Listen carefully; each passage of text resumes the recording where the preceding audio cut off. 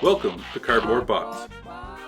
In this video, we're going to look at Yolopark's AMK Mini G1 combo set.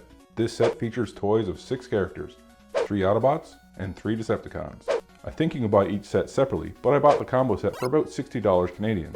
That's about 10 bucks per figure. For now, we're only going to be looking at the most famous one, Optimus Prime. And from what I understand, AMK stands for Advanced Model Kit. I wouldn't really call them advanced. I'd call them simplified. Each toy comes in a foil bag full of loose parts. No sprue trees or cutting involved here. These toys are really pre-painted, easy to assemble action figures that resemble a model kit. Some of the more complex parts are even pre-assembled. The parts are made of a very hard plastic. Each connection point is thick and feels solid. Ball joints go together with a very satisfying click. Everything is held together with friction except for the elbows and the knees, which come pre-pinned. The kit was intuitive, easy, and fun to put together. The end result is a small, non-transforming action figure. What do you think about that? Is that sacrilegious? Is a transformer really a transformer if it doesn't transform? Or is the act of building a kit a type of transformation in and of itself?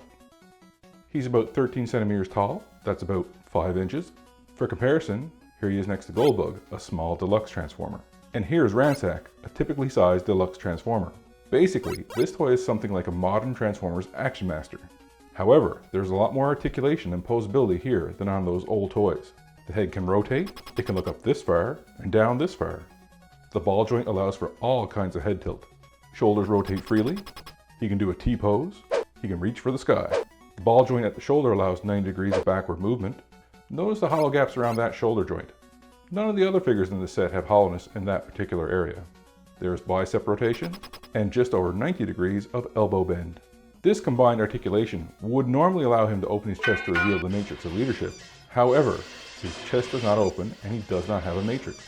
I've gotten so very used to that feature over time, but I understand why it's absent in a small, inexpensive toy. He does come with some swappable hand parts, like these open hands. He also has hands featuring a pointing finger. The combination of both hands allow him to easily count. 1, 2, 3, 4, 5. It allows him to scratch and sniff.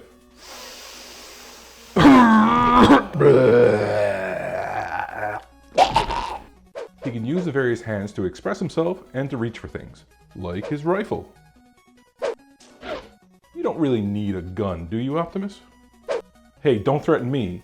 Put that thing away. That's better. I should note that he has full waist rotation, but I forgot to shoot it. He can do the splits. His leg can go back this far, and ahead this far.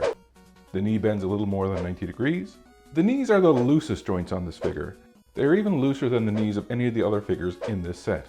All other joints in these figures are either okay or a little over tight. The ball joint at the ankle gives a wide range of movement. Oh, and there's a very tight thigh swivel. All of the hand parts suffer from waffling or hollowness of some sort to save on plastic. That same waffling appears at the end of his forearms as well. I think it was a poor design choice. It doesn't look right. It looks cheap. One thing I forgot to mention about the hands is that they can freely rotate and wave. I've been impressed by the AMK products that Yolopark have been putting out. This set of AMK minis are obviously a smaller, simplified version of the larger, higher quality kits they produce. But these are excellent desk toys. Many of the parts are even interchangeable between characters, though some are not. These toys are almost like the cartoon accurate versions of the interchangeable Hero Masher toys that Hasbro put out several years ago. These are not as kid friendly as those, but they share some design DNA. They are really fun, but if I had to get just one, it would be the Mini Bumblebee. Hasbro doesn't make these toys. Yolopark makes them under license from Hasbro. They remind me of another toy, a similarly small pseudo model kit product sold under the Blockies brand name, also used under license from Hasbro. Those appear to have a more stylized, chibi appearance. Some of them look like they have derpy head sculpts, so I decided to try these Yolopark kits instead. Which do you think are better kids? The Yolopark ones or the Blockies? And if I was to animate another one of these AMK minis, who would you like to see? Thanks for watching Cardboard Bots. See you next time. Like my vids? Buy me a coffee. It's easy. Visit coffee.com/cardboardbots. Cardboard